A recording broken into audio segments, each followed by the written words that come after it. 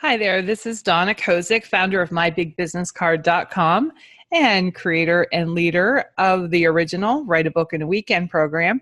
And in anticipation of my upcoming freebie in a weekend, I'm going to share with you 30 email topics. So these are 30 things that you can write emails about to your growing list. And first thing you'll notice as I scroll through here is that it's not like one-off emails, like here's an email about one thing, here's an email about another thing. You want to think about grouping your emails to get your message in front of your audience in a consistent way. And we all heard that it takes 5, 6, 7, 8, 700 touches to get in front of people, or take 700 touches to get people to do something and to take action. It's kind of like they have to absorb the information bit by bit, and then all of a sudden they're like, oh, where have you been all my life? So these email subjects are grouped. It's not, 1, 2, 3, 4, 5. And some of these, as I go over them, you send more than one. Or it doesn't have to be just sent once. You might send it more than once in a day. All right, so let's walk through. It's a little easier to describe that way.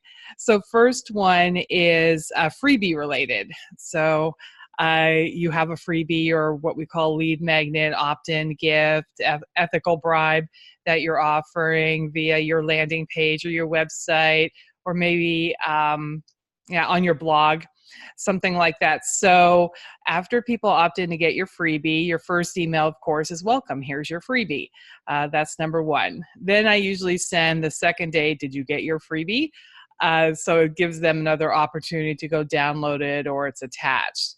And then I start referring to the information in the freebie, because a lot of people will opt in to get the freebie, but then actually never open it up. So what I want to do is share the most important points from the freebie actually in an email. And that way, even if they never open it up, they're still getting some of the benefit of the information in there and what they opted in for. So did you notice this in your freebie? And I'll talk about one of the points, on page 3, you'll notice I talk about this. And then email number 4, the next day, did you notice this other thing in your freebie? So it's kind of the same thing. And what you're doing here is also setting up your expertise in this area. So you're sharing good information. It's not necessarily in the freebie, but it's in the email. And so your new subscriber is getting a picture of who you are and your authority in this subject. And then number 5, here's a webinar about how to best use your freebie, or how to best use this information. And that's, so you always, when you're doing these emails related to your freebie or some other things, you want to stick close to the topic. Don't be too much of in a hurry to like, oh, let me tell you about this thing. Now let me tell you about this other completely different thing. You want to stick to a theme, because the person, your new lead, they want to be able to actually compartmentalize you, to put you in a place saying, oh, Donna helps people write and publish books. Right? Sarah helps people lose weight. So you want to be able to keep them on that train of thought instead of going scattershot like all over the place. So that's also just another thing to keep in mind when you're sending emails. The next section is 3-day sale or product or service. I use this one a lot, and I credit my friend Rob Goyette, who shared this formula with me, and it's super effective. So this is obviously after somebody's been on your list a little bit or not. Actually, there is no bad time to use the 3-day sale or product of your product or service email. But some people like to nurture a little bit before they put a sale in front of people, but it's really up to you. Again, is there really a bad time to make an offer or an invitation? So number 1, your first email, very straightforward, announce the offer. Now, this is going to be more than, 1 or 2 lines. I've actually kind of written, when I take a look at them after some of my emails that I do, they're really sales pages in an email. And I figure, listen, if somebody opens the email, instead of asking them to click and go to an information page or a sales page, why don't I put it mostly here? And so that's a technique I use all the time. But the first one, again, just very straightforward. Here's the problem. Here's a solution that I'm offering. Here's where you can go and buy. Then the second email usually goes out the next day, show social proof. So Rob does this, and I do it sometimes too. It's like, holy cow, you really love this. And that is showing your subscriber that other people are buying or the product or service that you're offering. So show social proof. Then you start focusing on that time is running out. And if you're running a 3-day sale, it's going to run 3 days. So, TikTok, hey, listen, you only have like a day to get in on this. So that's an email send. And then last chance email that, it's like, okay, midnight tonight, this ends. Another technique that Rob uses that I also sometimes use is like, well, when I roll out of bed tomorrow morning, I'm going to go and take down the sales page or boost the price or whatever. So that way, if somebody reads the email that night or even in the morning, now I'm in San Diego, so I'm on the West Coast. So I get up usually around 5, 6. If somebody on the East Coast is also up at those times, they go check their email, the sale is still in effect. So I can get one more buyer from that. And then number 5 in this list, are you stupid? So this is another one. Rob, I tell you, he's brilliant. Take his automated webinar course or listen to his, I think it's like a 26-minute webinar that he has about automated webinar. He's just so smart.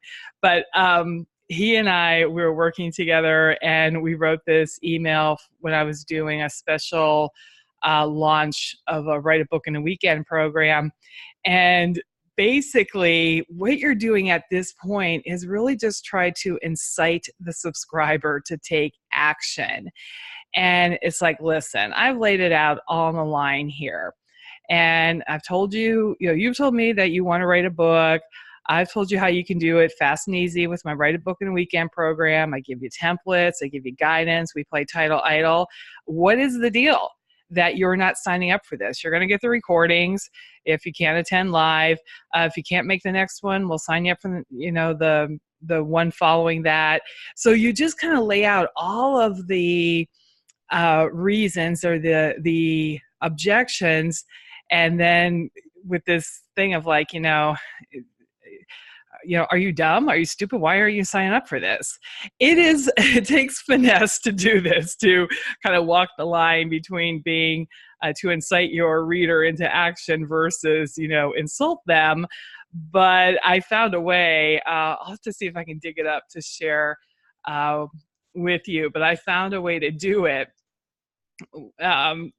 where I still had kind of my Donna friendliness attitude, but I did take advantage of the stupid. And I'll tell you what, the thing is, every time I send out an email, I get more signups. So that's why you do something like that. So in any case, I think I have another formula with this a little bit further down. All right. And then, of course, your basic newsletter to send out, a certain day of the week. I have heard that Tuesdays are the day that most emails get open. So Tuesdays are a good day to send out your newsletter, weekly newsletter. A motivational tip or inspirational quote. Of course, Mondays are a great day to send that out. So people are getting a start to their week and you're giving some inspiration to them. Then you have an email sequence about webinars where you're going to offer a product or service on your webinar. So we're going to call this like a sales webinar. And so these are the emails that you would send prior to the webinar to get people to opt in for your webinar. So first, again, just an announcement. Hey, I'm doing this. Here's the day. Here's the time. Here's the link where you sign up. And then second day, did you see this? All right, you'll see as I go through these sequences, they aren't rocket science. And then also once you get the gist of what you're doing And the idea that you just want to keep reminding your subscribers about these things, you'll see that they're pretty easy to follow, and you don't have to think real hard to think of different things to write about. And then, just like the freebie, number 3, here's one thing I'm going to teach on the webinar. Number 4, here's another thing I'm going to teach. So these would go either the same day, or you could send them one day and then the next day. Depends how much time you have between your email sequence and when the actual webinar is going to be. Here's a third thing I'm going to teach. Now, a lot of people are like, why would I do this? Why would I share with them what I'm going to teach on the webinar? Why wouldn't I want them to come to the webinar or sign up for the webinar? Well, you are, again, looking to share your abundance of information that you have, and you're enticing them. It's like a little appetizer. Have you ever been to Costco and they're giving out samples, and it's like, oh, I'll take the whole box of those. That's what this is like. And also, people appreciate it. Like, you will stand out in your emails if you actually share information and teach something, versus always, hey, here's an enticement, come and opt in, without really telling you anything. So don't be afraid to teach in your webinars or in your emails. And then, today's the day, number 6 there. It's like, here's your chance to opt in for the webinar. And then also, if you decide to give a recording, you can send an email, register. And even if you can't make it later on today, I'll send you the recording. Now, after people opt into your webinar, they will be segmented on your list, and you will send them this set of emails. So this next set, webinar with offer, or your post-webinar, is not going out to everybody on your list, but just those people who opted into your webinar. So you had a successful webinar, and you are making an invitation to buy one of your products or services. So number 1, here's the recording. It'll be up for 48 hours. You want to put a time limit on this, because if you don't, people will say, oh, I'll listen to it some other time. But in marketing, it's kind of what we call a time limited offer. This one's like time limited, and that's one of the things that gets people to take action. So here's a recording. It's up for 48 hours only. You're also setting yourself up for an opportunity to email them again. 24 hours left to get the recording. It's only going to be up next day. It's only going to be up for a few more hours. So that's a nice thing when you set something up for 48 hours. And then in that first email, here's the recording plus to be fair, what I call to be fair. So this is a technique I learned from Adam Urbanski, my marketing mentor, and who really, I learned a ton from, and I still learn from, when I was getting started, though. And basically what you do is recap the offer that you made on the webinar, but you put it in the email. So that way they don't even have to go and listen to the recording, but instead it's right there in the email, some of the highlights of what you're doing, and then you send them to your sales page. And then what do you know? Number 2, here's our social proof again. Holy cow, you really love this. And you talk, out of 10 slots I have open, 7 have already been taken. And that is, where you're just reporting in about who's buying and taking advantage. That is a technique we use called scarcity, where it's like you got to hurry if you want to get one of these. Super powerful marketing technique. I guess it's like that fear of missing out, what we call it these days. But, if you put a limit for the number of people that you can take on as private clients or what have you, you want to let people know other people are taking advantage of this.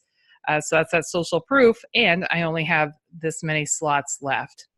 Then number 3, again, time is running out. You want to sign up for this. Now, when you're doing sales emails, remember, these are only going to the people who opted into the webinar because they've raised their hand and said, I'm interested in this subject. So now what we do is focus on and look for ways to, again, get them to take action. So the 5 FAQs. So here are 5 questions that I'm getting about, my private coaching or my workshop that I'm offering.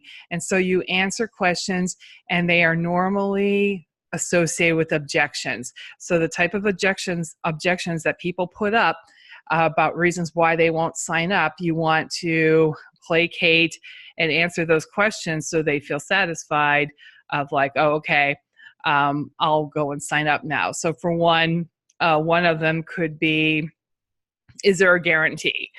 And, what if I don't like it? So that would be the question. And then you talk about the guarantee in your answer, and that makes them feel comfortable, and then they're more likely to buy. Then again, we start to turn up the volume to incite them to take action. And so number 5, 3 reasons why. So these are like 3 reasons why you should sign up for this. So this is almost like, think of it like, a parent telling a kid, it's like, listen, here's what I want you to do and why. So you, instead of, not exactly cajoling, but instead of, giving information and here, go ahead and make the decision, you're just getting a little bit stronger in your reasons why. And then number 6, I'm curious. Another technique I learned from Adam was like, listen, I'm curious why you haven't signed up for this yet. I, laid this stuff out online. You raised your hand. You told me that you wanted this problem solved. Here we are. I have a solution for you. What's up? What's up with this? And then more of your last chance, to sign up for this, and then another email that same day. Really, it is your last chance.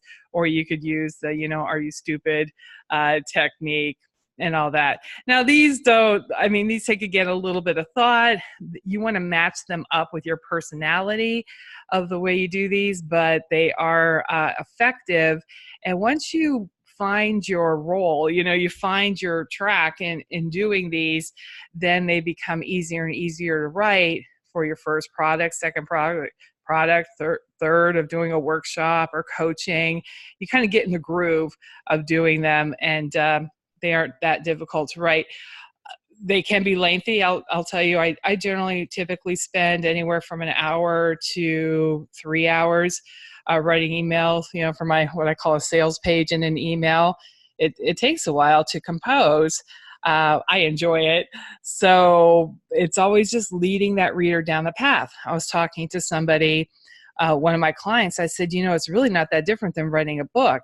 You're sharing information, you're taking your reader from A to Z. It's just this time we're doing it in an email, and our call to action, we want the reader to do something. And that's what these emails are all about.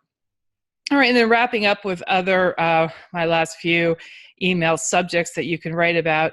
Number 1, a testimonial. So a technique I learned from Ed Rush. I think his last name is Rush. Oh my gosh, it's been a while. But he was one of my first marketing people that I met in person here in San Diego when I moved here, and they had Dan Kennedy. It was called Dan Kennedy Inner Circle things or whatever. We had monthly meetings, and this is a format for an email that he shared with me. And basically it goes with, I opened my email this morning and I was so pleased to read this. And then you put in a testimonial that you got from somebody. And then what you do is kind of do a little, humble pie. Oh, I give John credit.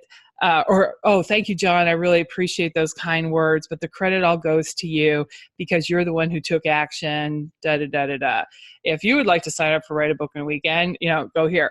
So you don't say like, yeah, I'm great in this email, but instead it's like, really, you turn the credit back to the person who provided the testimonial because they are the one who took action and signed up for your program or, did what you said. Next up is a case study. I talk about this formula a lot during my Write a Book in a Weekend. It's a way to share a story about a successful client, and you can, of course, put one of those in your email as well. And then finally, in the news with a twist. So this is a way to, sometimes people call it newsjacking, but the idea is like when everybody's talking about something or a lot of people are talking about something, you pick up on that subject and you write an email about it to your list, and then that kind of ties you to the excitement about the subject. So you can do this over like a longer period of time, several years ago, or whenever the Olympics are going on. I use that as an opportunity because I love watching the Olympics. So I'll talk about, certain things that were on last night, or a certain superstar in the Olympics, and here's what I've noticed about them and their perseverance or dedication or, joy in that, what they're doing. And so I tie in different concepts about this almost like communal experience that we're having in my emails. So then the reader's like, oh yeah, I saw that too. And oh, that was amazing. And then we're all just kind of like happy together when you write like that. Another one that I did was a little while ago, Facebook was down for like 2 or 3 days. Like it was having some major spotty service issues. And we've just become so dependent on it, to go and check out Facebook or whatever. It feels like, oh my gosh, what am I doing now? Like head over to LinkedIn. So anyway, I had a affiliate product that I was selling for Coach Glue, something to do about Facebook ads or something like that. And so I tied the two together. It's like, oh, Facebook's down. But when it's acting up and all ready to go again, you can take advantage of it. It was a little bit more creative than that, but the idea again, everybody was talking about how Facebook was down, and so then here's something related to that, and it was just a very easy segue into this product that I was selling on behalf of Coach Glue. All right, so those are my 30 email topics. I knew this list wouldn't really do you a whole lot of good just looking at it, so I wanted to share some of the thinking behind it.